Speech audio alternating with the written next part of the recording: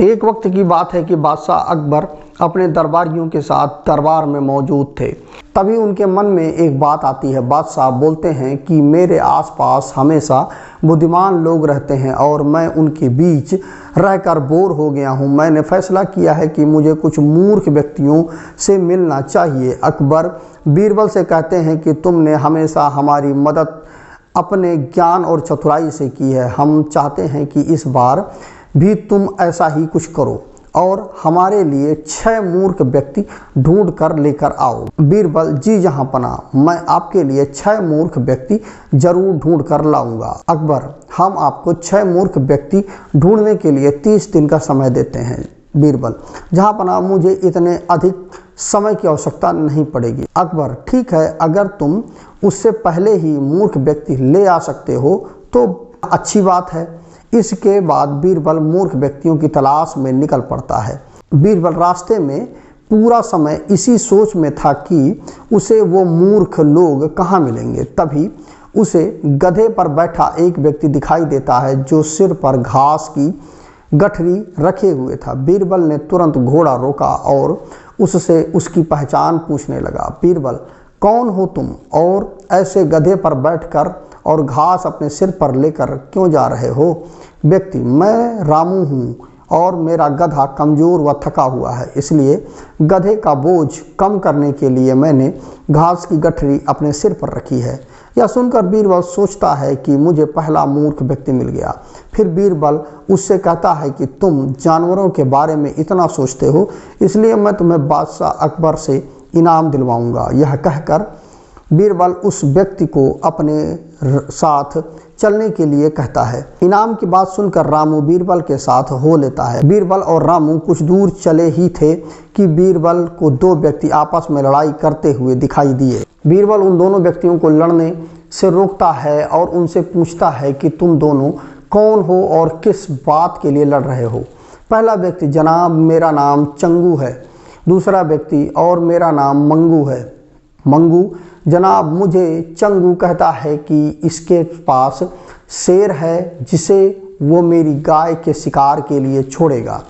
चंगू, हाँ मैं ऐसा ही करूँगा और मुझे बहुत मज़ा भी आने वाला है। बीरबल, कहाँ है तुम लोगों की गाय और शेर? मंगू, जनाब जब भगवान हमें वरदान देने आएंगे तब मैं उनसे गाय मांगूंगा और चंगू शेर मांगेगा जिसे यह मेरी गाय पर छोड़ने की बात कर रहा है।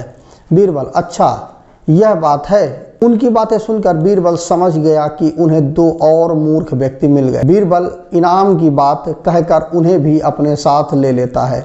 इन तीनों को लेकर बीरबल अपने घर पहुंचता है और फिर सोचने लगता है कि बाकी के मूर्ख व्यक्ति कहां से ढूंढ कर लाऊं। बीरबल उन तीनों मूर्खों को अपने घर में ही रहने के लिए कहकर बाहर चला जाता है। जब बीरबल मूर्ख लोगों को ढूंढने के लिए बाहर जाता है तो उसे एक व्यक्ति दिखाई देता है जो कुछ ढूंढता रहता है। बीरबल उसके पास जाकर पूछता है कि आप क्या ढूंढ रहे हो? व्यक्ति, जनाब मेरी अंगूठी कहीं गिर गई है जिसे मैं काफ़ी समय से खोज रहा हूँ लेकिन मुझे नहीं मिल रही है। बीरबल, क्या आपको पता है कि अंगूठी कहाँ गिरी थी? व्यक्ति, दरअसल मेरी अंगूठी यहाँ से दूर उस पेड़ के पास गिरी थी लेकिन वहाँ अंधेरा होने के कारण मैं यहाँ उसे ढूंढ रहा हूँ। बीरबल, अच्छा यह बात है, आप कल हमारे साथ बादशाह के दरबार में चलो, मैं बादशाह अकबर से आपको दूसरी अंगूठी देने के लिए कहूँगा। व्यक्ति, अच्छा ठीक है। फिर खुश होकर अगले दिन सुबह बीरबल दरबार में उन 4 मूर्खों को लेकर पहुंचता है। बीरबल, बादशाह अकबर, मैं आपके कहे अनुसार मूर्ख व्यक्तियों को ढूंढ कर ले आया हूं। अकबर, बीरबल, तुमने तो एक ही दिन में मूर्ख व्यक्ति ढूंढ लिए। क्या हमारे राज्य में मूर्खों की संख्या अधिक है और तुम यकीन के साथ कैसे कह सकते हो कि ये व्यक्ति मूर्ख हैं? बीरबल ने बादशाह से सारी बातें बताई। फिर अकबर कहते हैं कि ये तो केवल 4 ही लोग हैं, बाकी के 2 मूर्ख कहाँ हैं?